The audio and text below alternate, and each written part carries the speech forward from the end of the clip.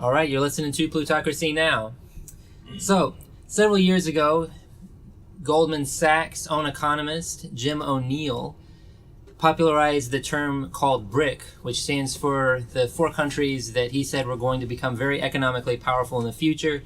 And people have been following those 4 countries, Brazil, Russia, India, and China, ever since, as countries that have been having rising economies, except for Russia, because they keep screwing things up. But now, this guy has brought up a new economic acronym called MINT.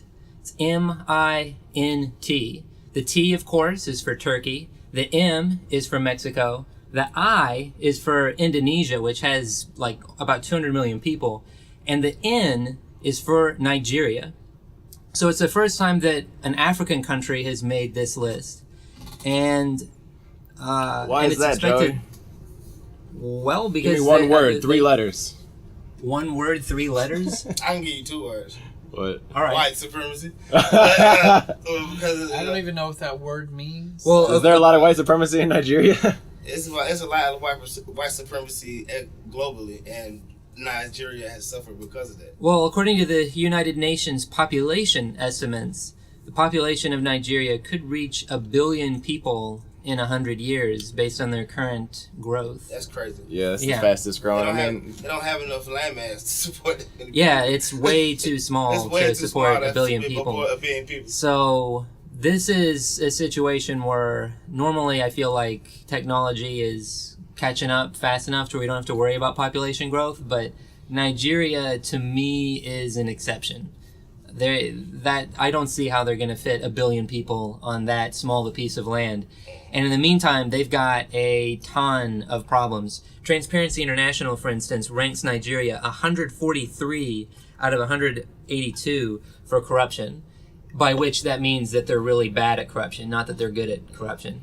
By which I mean that they're bad at dealing with corruption. They are very good at corruption. Right. They're very good at corruption. Oh, my goodness. Yeah. How dare you? They're up to 136 in the 2014 list. Well, how dare you besmirch their image? I think they fell back to 143 because pretty sure this is pretty recent. But yeah, this is a serious problem. Georgia, by the way, is I'll turn that off. Georgia, by the way, is tied with New York State for having the state with the biggest Nigerian American population. Yeah, we should have got George Chidi on here, man. Nigerians coming over here. George Chidi is a Nigerian. Yeah. A very elegant and scholarly person.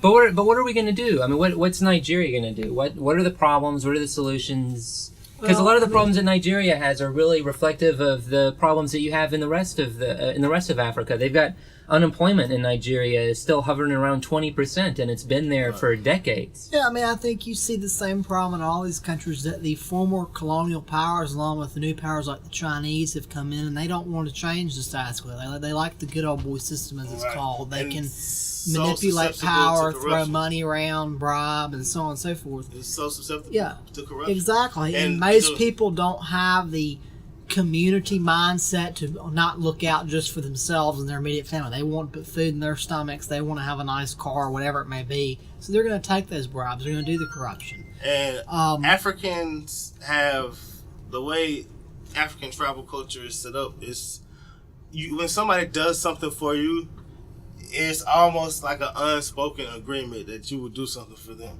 That's right. So it's a lot of it is cultural. So it's not. I guess it would be nepotism. We call it nepotism. I mean, it's culturally... It's favoritism, at least. Yeah, it's at least favoritism, but it fused into the culture and society so much that it's so easy to bribe. The only way you're going to fix this is by flat out purging these corrupt the foreigners, frankly. Solutions occupy Nigeria, man. Oh, yeah, so there's no corrupt Nigerians purge the corrupt foreigners? What are you talking about? Nobody. It's the foreigners who are corrupting. Yeah, it's the foreigners who are corrupting that culture. If there's nobody to come in and bribe you, the native black Nigerian is good-humored and well-mannered, very polite, and not prone to corruption. Joey, I still didn't hear that three-letter word. The white supremacy foreigners come in and corrupt him. Well, I mean, if you have nothing and people are offering you so much, exactly. It's hard to say no to. I don't blame them for their way of life. How much outside corruption, you look at Shell Oil. Shell Oil, for instance. Yeah, well, Shell Oil alone is probably runs the Nigerian government. Yeah, I don't blame them for circumstance, but I just feel like that's the only way you can do it. You have to purge those people out of your society. Not like murder them, I'm just talking about deport them from the country. But you got to look at, okay, for instance, Shell, it was a couple years ago, might have been like 15 years ago now. It was a gentleman, he was a tribal leader in the area where they do a lot of the oil drilling, and he was very outspoken, and it's been proven that Shell paid assassins to kill him. That's right. And that's why the only option is that's what happens to the occupied. I know. So is nationalize the industry, and that's why. All right. So well, let me just say this real quick. That's why I hope that the new leader, who he used to be a military dictator, but he seems much more reasonable now. He's much older. I think he's in his 80s. He's very old. Yeah, he's really to be head of state. Like Gaddafi. And I hope that he'll see this, and he'll see that the answer is to nationalize the major industries, primarily oil, and also minerals that bring money to the government.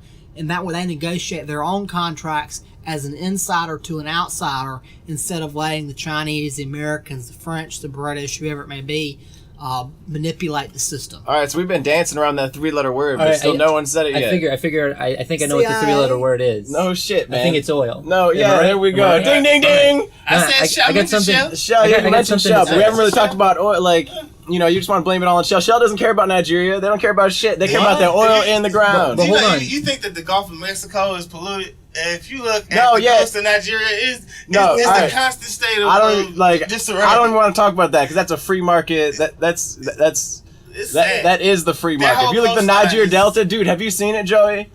I want to say this is one place on earth that is straight dead landed. This and like tar sands extraction. This is dead landing. No one's gonna live there for the rest of our lives. You go there. You go there in the day. Like, check out this Vice series on it. Like, you go in the day down the river, and then you end up by the pipelines and shit. It's just the water's just completely shiny. You see it from the sky. It's just totally oil slicked. You go in there, it's just like night. It looks like hell, totally pitch black in the middle of the day because there's so much smoke from refining the oil. They're just hacking into Shell's pipelines, and there's pirates. And all right, 20 hours ago, got this from the AP. Shell just agreed to clean up 2008 Niger Delta oil spill that nobody knew about. So it's been 7 years, and they finally agreed to clean it up. And what the hell are they gonna do? The Niger Delta is an oil spill. I mean, exactly. And, it's insane. It looks like hell on earth, the Niger River Delta has been being and this is the free market, long. Joey. Like, What? And I will say, oh my God, I can't believe you. See, please. What happened to Democrats, man? All right, well, I'll let Steen You're not say even liberals something. anymore, I'll dude. let Steen say something, and then I'll clear all this up. On the plus side, even with all this bad negative news, it is good to see that the Islamic military group Boko Haram is finally, seems like they're about to be defeated. The Nigerian military has made major gains against them in the past 2 to 3 months, actually since Buhari won that election. And they kind of, part of that is he is a Muslim, Buhari is, and they say Boko Haram is an Islamic group, so they say that he's better at motivating people to eliminate that group once and for all, and they've pushed them out of most of the major parts of the country, and they're kind of in this foresty kind of area. So it seems like Boko Haram's days are... it seems like Boko Haram's days are numbered, kind of similar to what happened in Sri Lanka with the Tamil Tigers that had been around for 30 You cannot compare the years. Tamil Tigers to Boko I'm Haram. not. I'm talking about they were eliminated by the Sri Lankan government after many years. I just kind of feel defensive about that. Boko Haram is terrible, but I'm just glad they're finally eliminating them and also freeing a lot of the captives they'd taken, including the forced wives. So let's talk about Buhari real quick. So you guys, this is the guy, military dictator, who in the 80s jailed Fela Kuti, man. Yeah, he is. Who is Fela Kuti? Bullshit. But hold on, I was going to say something about oil. I wanted to clear up the market issues. Right. Oil. Who said something about oil? Hey, ain't nobody saying anything about oil. Here's a very serious problem that exists, or used to, or kind of still exists in Nigeria and a lot of other countries, is that when these countries get oil revenue, they're supposed to take that oil revenue and spend the money on infrastructure, schools, hospitals. So that kind of still exists. Well, I'm not going to get into that. But the point is that this is a very serious problem. That most countries that actually get foreign aid wouldn't really need any foreign aid if they just use the money from their natural resources, particularly oil, to actually spend that money on education, infrastructure, things like that. Correct. Joey is right. And that's not. Some countries don't have very many natural resources, so I can't speak for them. But Nigeria is certainly an example where if they just spent their natural resource money correctly, they would be a fast-growing economy. They'd be doing as well as everybody else. So in 2000, not keeping the money though. The money is going out of the country. Well, it's going to corrupt bureaucrats who then take that money, send it overseas, put it in American bank accounts, Swiss bank accounts, you name it. Luxembourg bank accounts. Right, and they ultimately don't. They don't put it in their own economy. They don't give it to the workers that actually need it. They don't give it to the teachers. They don't give it to the schools. And this has been a very serious problem. So I want to really insult the British people here because their Prime Minister, Tony Blair, in 2002, came up with an initiative to solve all of this called the Extractive Industries Transparency Initiative, and it really caught on. And Nigeria is one of the countries that signed on to this overall initiative. And basically what it says is that you have to, in order to be a part of this initiative, in order for you to get sort of their seal of approval, you have to show absolute transparency in the revenue for your natural resources and most especially your oil. And Nigeria was one of the earlier countries that signed on to this. And the lady that really led this was their Minister of Finance, whose name I can barely pronounce, but I'll try to say it. I believe it's Ngozi Okonjo-Iweala, something like that. And she's been very awesome. And this has been one of the biggest things that she's led. And it's just one more example where Tony Blair really did a lot of awesome things on the world stage, and the British people for some reason can't stand Tony Blair, which goes to show you that whether it's Led Zeppelin, Downton Abbey, or even their leaders, it really takes America to really recognize what is so special about Britain because the British people don't understand. Maybe he can be the Democratic nominee in 2016. You never know, man. You never know. Yeah. So Nigeria, Bridgemont, what the hell's the problem with Nigeria, man? Why? It's too much outside influence. That's right. It's too much. They need to govern themselves. They need to get their own house in order. I mean, they need full nationalization. I'm not gonna say full nationalization. I do feel like they need nationalization of what? Oil. I understand what you're saying. I mean, like how India has their mining industry set up, like a mixed economy. Yeah, I mean, the thing is, this is not necessarily something that you need to do in the U.S. or in more developed countries, but if you look at these nations that are historically exploited by larger countries and corporations, the only way for them to get out of that is by nationalization, whether it be India with the Bhopal Union Carbide or any of these nations in Africa, China, whatever it may be. That's the only way they have gained any semblance of control over their own industry. Even like in South Korea, their industries are controlled in that country. I do believe that they need to reach out for investment. Yeah, you can't. I completely disagree.